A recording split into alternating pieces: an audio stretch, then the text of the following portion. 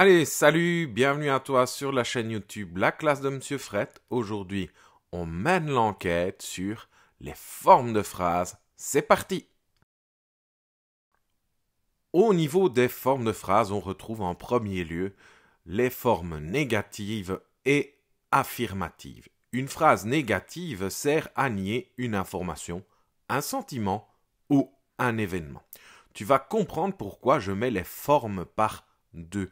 Pourquoi? Ben voilà, si une phrase n'est pas négative, eh bien par définition, elle sera affirmative. Comment se construit la phrase négative? Eh bien, elle se construit en entourant le verbe ou l'auxiliaire du verbe par une négation. Donc, tu peux avoir les négations suivantes: ne pas, ne plus, ne jamais, ne rien, rien ne, etc. Voici quelques exemples. Nous lirons la lettre. Tu vois, ça c'est ma phrase affirmative. Je vais la replacer ici. Nous lirons la lettre. Tu vois que j'ai mis en évidence en rouge le verbe. Et en vert, tu vas voir apparaître la négation qui vient donc encadrer le verbe.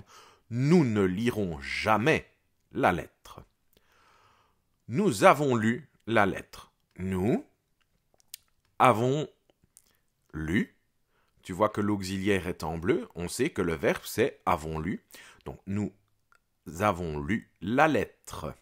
Donc mon verbe, comme je te l'ai dit, c'est bien avons lu. Et là, on va encadrer l'auxiliaire du verbe comme ceci. Nous n'avons pas lu la lettre. On peut aussi avoir quelqu'un lira la lettre et la négation se fait à ce moment-là par personne ne lira la lettre. Le deuxième couple, c'est le couple emphatique neutre. L'emphatique sert à mettre en avant une information. Par définition, si une phrase n'est pas emphatique, eh bien, elle sera neutre. Elle se construit de deux manières, cette phrase emphatique. Soit on met en tête de phrase le mot ou le groupe de mots sur lequel on veut insister, et on va isoler cet élément par une virgule. Tu vas voir ça au travers de quelques exemples. Jean a lu la lettre à Sarah hier soir. On pourrait très bien dire Jean a lu la lettre à Sarah et je veux insister sur le groupe de mots hier soir. Je vais donc le placer en avant et je n'oublie pas de mettre ma virgule. Autre possibilité, Jean l'a lu à Sarah hier soir. Bien, on va mettre la lettre en évidence et tu remarques que mon pronom qui est là, le L' qui est souligné, bien, insiste sur le groupe nominal la lettre. On veut vraiment porter cet élément en avant. Toujours dans l'emphatique neutre, la deuxième manière de la construire, eh bien, on insère l'élément sur lequel on veut insister dans une des expressions suivantes. C'est qui, c'est que ou ce sont qui. Voici donc quelques exemples. C'est Jean qui a lu la lettre à Sarah hier soir. Donc tu vois que Jean est encadré par c'est qui. On insiste sur le mot Jean. Tiens, d'ailleurs, c'est mon sujet. Hein? Et à ce sujet, tu peux justement revoir une de mes vidéos qui traite du groupe sujet. C'est la lettre que Jean a lue à Sarah hier soir. Tu vois qu'on insiste sur le groupe la lettre. Il est encadré par c'est que. Autre possibilité, c'est hier soir que Jean a lu la lettre à Sarah. Même chose, on insiste sur hier soir et on l'encadre par c'est que. Voilà le troisième couple de formes de phrase, la forme passive ou active. Pour moi, c'est le plus difficile au niveau de l'écriture pour pouvoir écrire une phrase passive. Donc, il faut vraiment inverser certaines choses. Tu vas le découvrir juste après. Mais quel est le but d'une phrase passive? Eh bien, c'est de mettre au second plan le responsable de l'action. On dit vulgairement, le sujet subit l'action. Si une phrase n'est pas passive, eh bien, on dit qu'elle sera active. Comment reconnaître une phrase passive? Eh bien, comme ceci. La forme verbale contient l'auxiliaire être suivi d'un participe passé. En général, le complément du verbe passif est introduit par le petit mot par ou parfois le petit mot de. Et enfin, le complément direct du verbe, qui était le complément direct de la phrase active, va devenir le sujet dans ma phrase passive. Voici donc quelques exemples. Tu vas donc retrouver ici la phrase active symbolisée par le petit a. Un comédien lira cette lettre.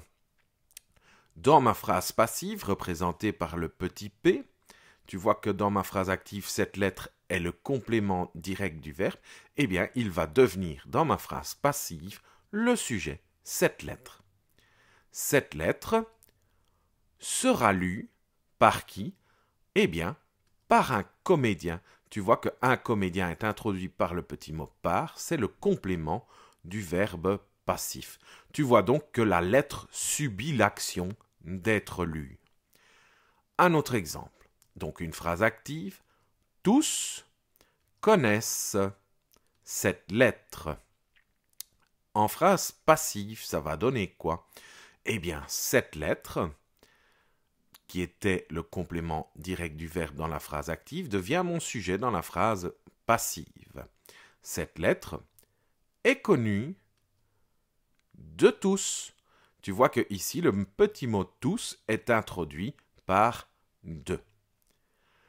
Une petite remarque, tu vois que l'auxiliaire en rouge est conjugué au même temps que le verbe de la phrase active. Dans mon premier exemple, lira est au futur simple, donc sera est au futur simple.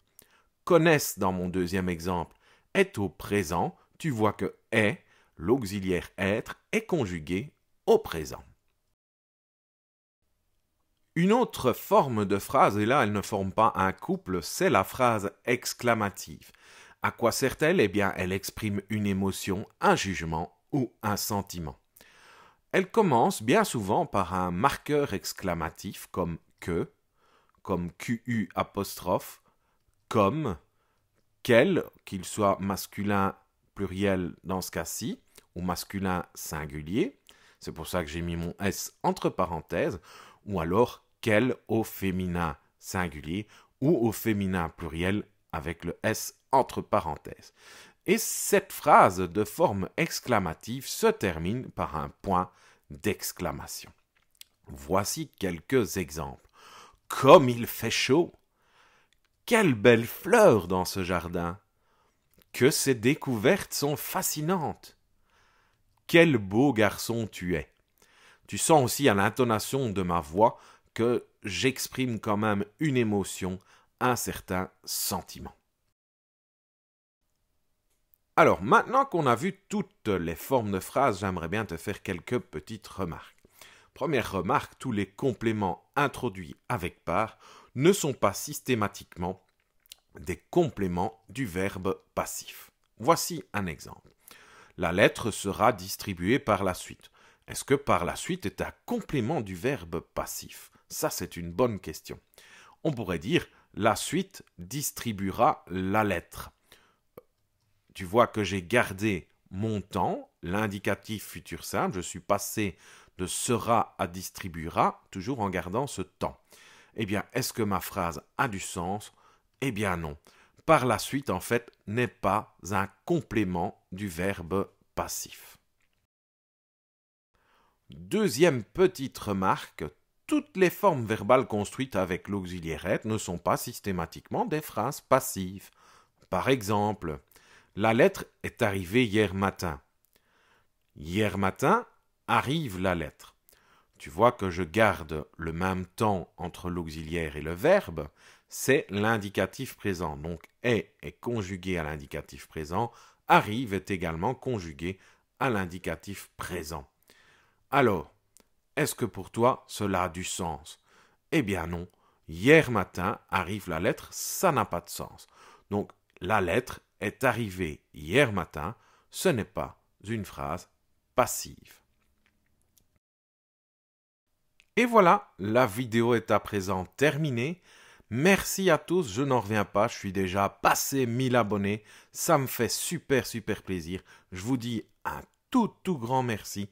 Continuez de partager et de liker mes vidéos et surtout si ce n'est pas encore fait, n'oubliez pas de vous abonner à ma chaîne YouTube, c'est par là que ça se passe. Je vous dis à bientôt, ciao pour d'autres vidéos.